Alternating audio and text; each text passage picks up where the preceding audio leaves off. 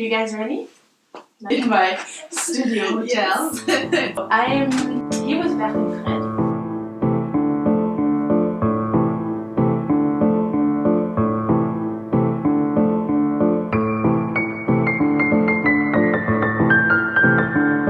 Do you want to just introduce yourself really quickly? I've been a gymnast since I was pretty small, Okay. and then at the age of about 14, I ended up in a very local small circus school with a friend of mine, and that's where I first met Fred. And then slowly we hooked up with the three of us. We started doing street shows together, and then later on we did auditions, Fred and I, in Tilburg. Okay. We were the first ones to do auditions there, the first promotion that also graduated later on, like 4 years later. And now, again, 4 or 5 years later, we finished school. And we've been performing all over, mainly Europe, and then every now and then around the world also. For me, the same. I did a bit of gymnastic, but nothing high level. And then I discovered circus school, but also really low level.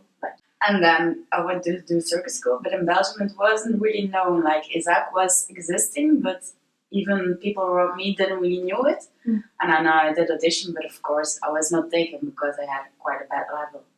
And then I tried in Sweden. I went on to the next round, so I was already surprised, but not taking at the end. It's normal. And then after a few years, like I tried again in Tilburg, and then they took me, and I started really doing circus when I was 21, so quite late. Okay. Yeah. Nice. Did you, when you guys were auditioning for these schools, did you know what you wanted to do? Did you have an act or something? I entered with Straps as an audition act, and I finished with Washington Trapeze. So it's been a chemin, a different one, but no, I've always been in the acrobatic category. I entered with improvisation acrobatics. Very bad. Because it wasn't my plan to do the audition in Tilburg. I just went to visit Bert because at that moment I did police school and I had like 1 week off. And I said, oh, I come to visit you. And then I saw the audition. I was like, yeah, it's my passion, so I want to try one more time. So I just inscribed me at the same day. And the next day I had to do an act, but I didn't have any act. So I did it was funny. And it took me. And then I wanted to do swing trapeze actually. I always thought like the flying would be nice. But then I had a lot of injuries, so I couldn't lift up my arms anymore. And then this teacher came and he was like, do you know Washington Trapeze? I said, what? Washington Trapeze? And I said like, yeah, it's headstand. And I said, I can train on my head because I cannot lift my hands. And voila. There you are. Yeah. So now you're 2 professional Washington Trapeze artists. And doing quite a lot of comedy also. It's a big part of who we are on stage. It's also the comedy part. So at the moment, doing dangerous stuff and making it somehow funny.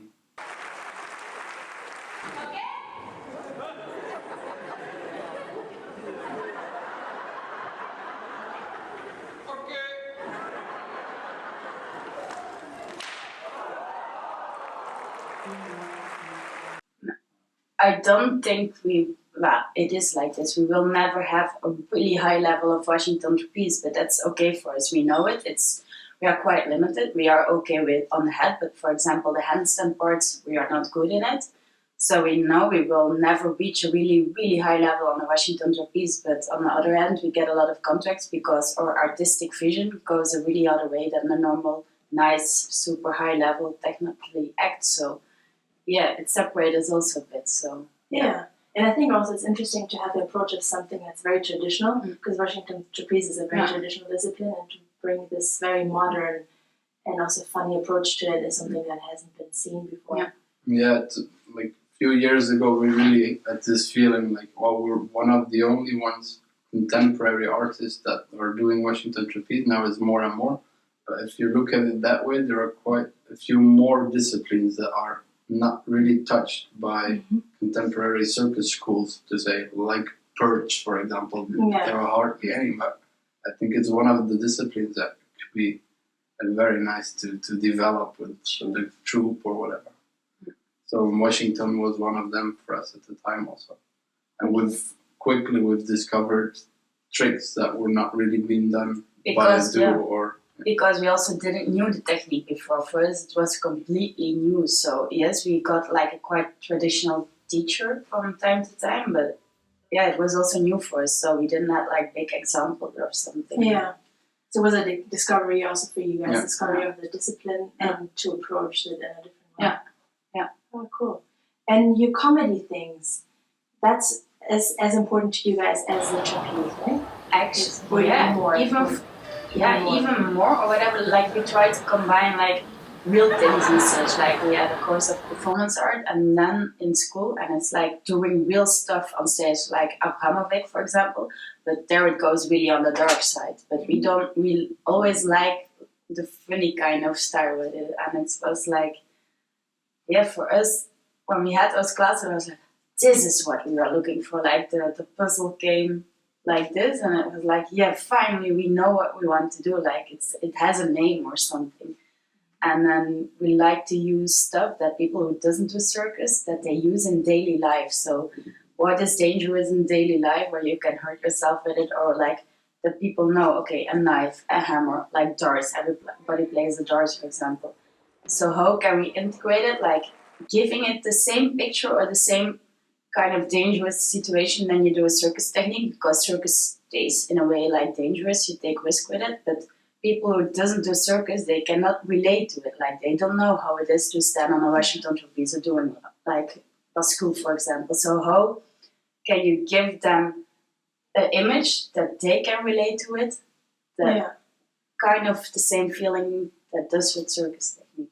Yeah, I like that. Like for example, dropping the knife between the legs of Bert, like all the men and even the women are like, what the fuck? Because they know, for them, they can relate to it, and not with Washington Trapeze. That is a good point. Yeah, very true. And where did you guys found this characters you're having on stage? Did that come from somewhere? They developed together with the act. Like this knife was the first thing that was hanging there. Okay. We were playing around, like how to go around it and make it drop, and then to give the real cue, we somehow ended up with this, okay, yes, now it's a good moment, I'm ready, okay. And then we minimalized it to really okay. And with these two words, you can tell in all the languages in the world, you can tell a whole story. And from this okay, we found more similar, the hammer and the apple.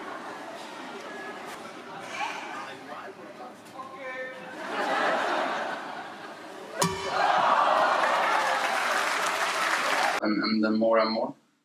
And yeah, it quickly got clear that between us also there was quite a difference, and she the dominant one and me the negative, the simple one saying okay.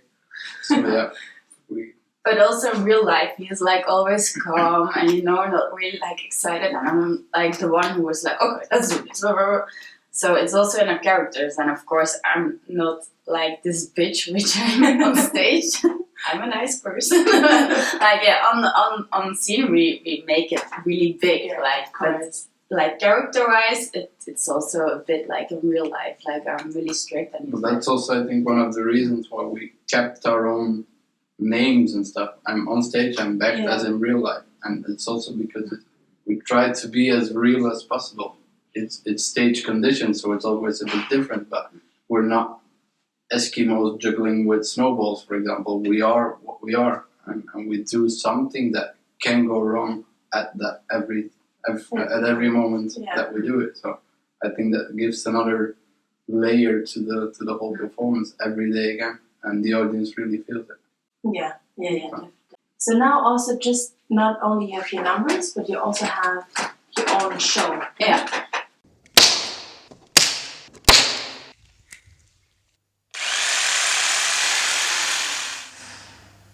Okay. When did you finish the whole show? Last year in February we had the premiere. Okay. So now it's existing for 1 year and a bit. So yeah, like it was always our dream. Like, okay, we want to make a full show for theater. It was like, for me, it was really a dream, and we liked the start. And yeah, so we made the full show because we had a lot of ideas. And then yeah, it stays in the same thing. Like short acts make like one show, but there is like a story, but we don't really want to explain the story. Like, it's quite clear with all the situations we create. So We come from Belgium, and there we have like the whole procedure that you can follow. They support you. There are residency spots where you can go to create this kind of shows, and there is, for the moment, there's quite a lot of people trying it, and it's pretty hard to do it. I think it's not easy to bring a circus show, whatever, if it's circus or not, but to bring circus disciplines in theaters. People are not used to it. It's not the venue that it's originally made for circus, and then still youth circus was mainly been done by troops, and now to do this as a duo, so you get a whole different approach of how to make this. There are no real guidelines, but at the same time, doing this, making this, it brought us new material that we can present as acts as well in real circus. So definitely it has been already very productive, and also the eventual result that we made, I think it can be showed, or we are showing it to very big audiences now all over Europe. So it's definitely been worth it already.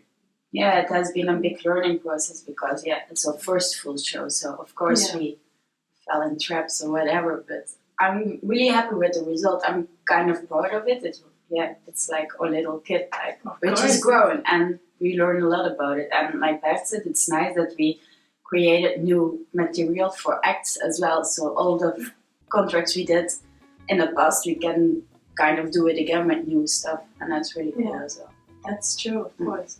So you kind of were feeding off each other. Like you started with your acts, and then you started to make the show, and then you kind of used stuff from the show to make new acts. Yeah. That's smart. So how does a typical year for you guys look like? Do you do more short term? There's no standard year, for sure not. But more and more there's like this trend that with Christmas, there are the Christmas contracts, and they're as a block in a whole, they're very interesting. It's nice money also, because we cannot fill this up with random gigs. But at the same time, we try to keep ourselves available for all different kind of projects. We've had propositions to go for 1 year with circuses or with shows. But at the same time, we prefer to be available for different experiences and stuff, and also to do our own projects. So it's all the 4 years or 5 years that we've been graduated for now, they've all been very different. Very different, but we love like those little projects and meet new people and be in new situations, also rigging wise and stuff. And I don't know, I think if we have to do like 2 year or 1 year seasons, it would really limit us at the end, because we like our freedom, or we also really like the business side of our company, like making the contracts, facturation, the contacts. And if you are 1 year with one company and they arrange everything, then you lose this kind of feeling in a way, or I would feel really like blocked. We needed to be really open, like to do our own thing in a way. Yeah. So you have a company. Your Bert and Fred is that the company name? Yeah, in Belgium for the moment they push all the artists in this direction to make a company, and that's also how we did it now. All the paperwork is in this company. And you get paid from your company. Yeah. Oh, that's fun. Yeah, that's exciting to have a company.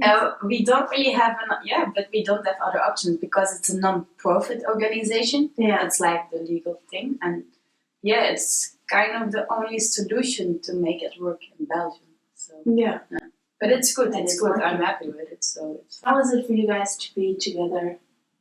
Always the journalist question. Question.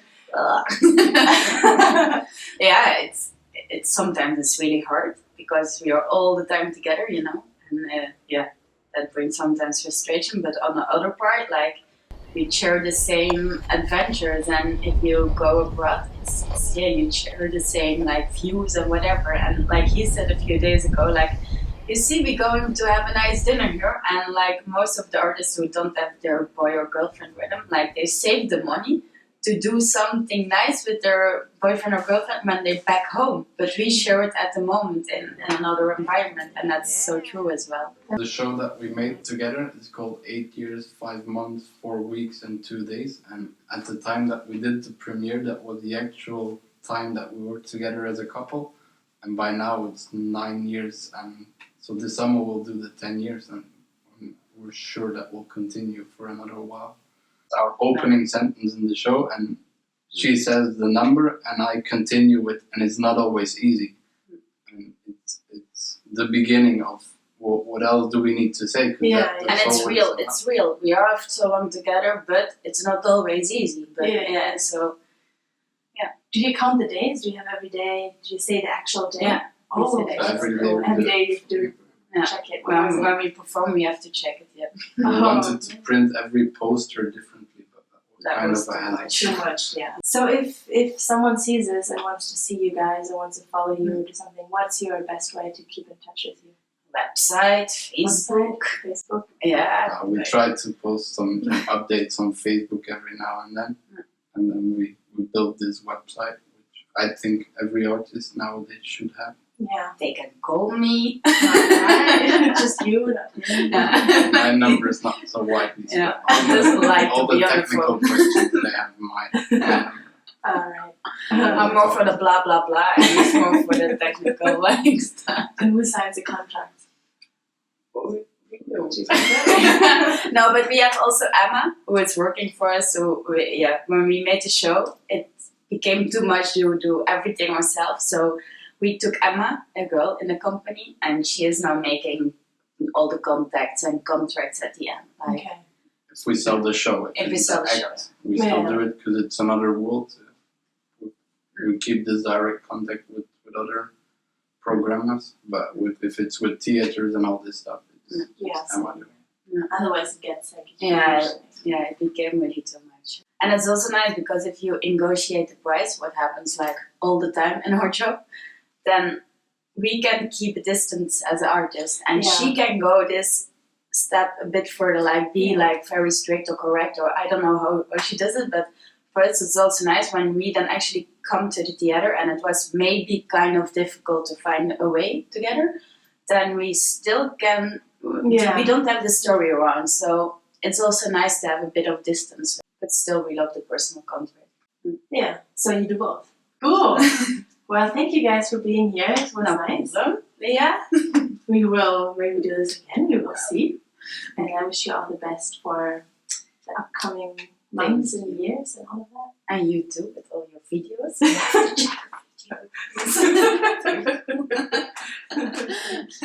And Twitter and Facebook.